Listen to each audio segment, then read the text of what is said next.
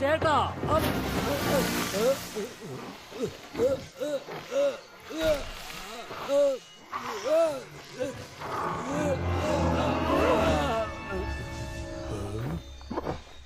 ശരി, അവിടെ തന്നെ നിക്ക്.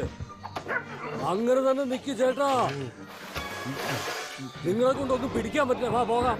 ഓമാരെല്ലാം അപ്പുറത്ത് പോയിട്ടുണ്ടാ തോന്നുന്നേ. പോകാം, വാ.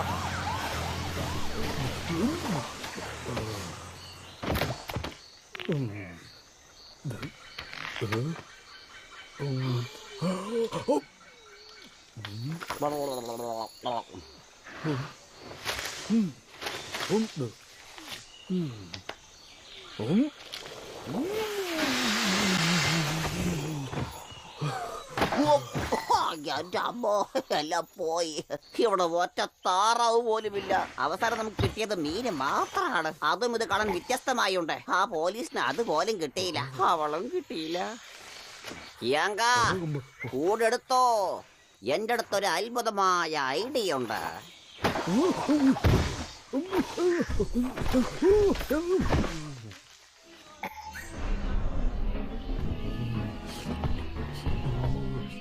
ശരിക്കും അറിയുമോ, ശരിയായിട്ടുള്ള താറാവിനെ തന്നെയാണോ പിടിച്ചത്? അതെ, ഇതും ഒരു വിധത്തില് പക്ഷി തന്നെയാണ്. അതായത് സൂര്യ താറാവ്. നിങ്ങൾ അതിനെ കുറിച്ചല്ലേ പറയുന്നേ? അതായത് ശരിക്കും പറയുകയാണെങ്കിൽ ഇതൊരു താറാവല്ല.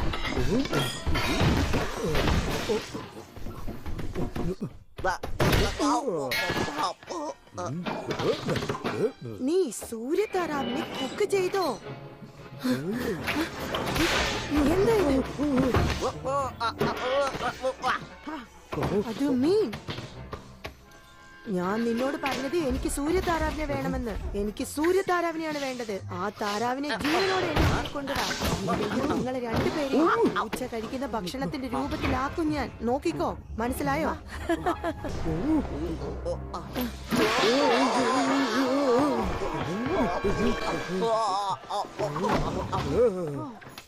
ഓർത്തോളൂ, ആ താറാവ് ആ കൂട്ടിലിരിക്കണം. ഇല്ലെങ്കിൽ നിങ്ങളായിരിക്കും ആ കൂട്ടിൽ.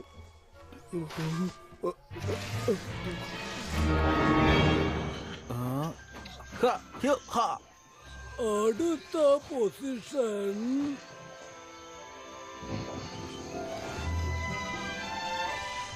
രാജാവിന്റെ മകൻ നമുക്ക് സഹായം ചെയ്യുമോ? ഒന്ന് വഴിവിട്ട് മാറി നിൽക്കുവോ? എനിക്കൊരു കാര്യം മനസ്സിലാവുന്നില്ല. നിനക്ക് എന്തുകൊണ്ട് ഞങ്ങളെ സഹായിച്ചോടാ ലോങ് വേ?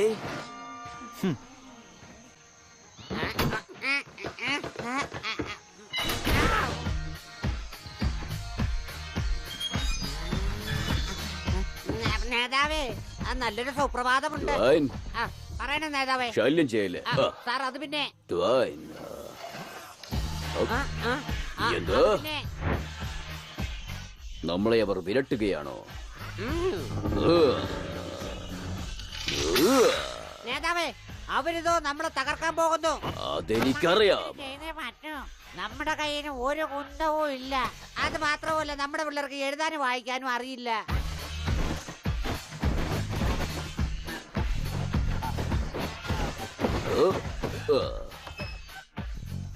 നാട്ടുജാതിയായ പെൻഗ്വിൻസോ?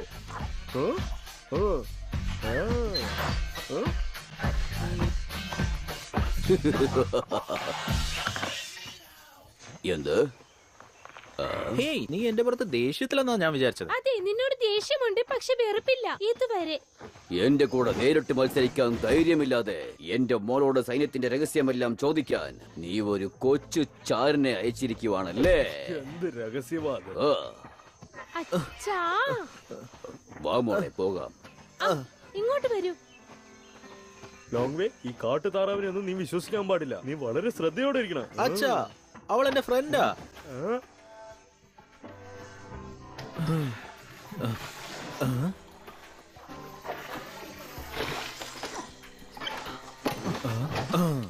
ഇപ്പോഴാ നന്നായിട്ട് ഫിറ്റ് ആവുന്നത്. ഭാഗ്യം, എങ്ങനെയോ അവിടെ നിന്ന് രക്ഷപ്പെട്ടു. ഓ, നീ ആ ടോയ്ലറ്റ് ആണോ യൂസ് ചെയ്തോണ്ടിരുന്നത്? ദേ നോക്ക്, അതിനെ കുറിച്ച്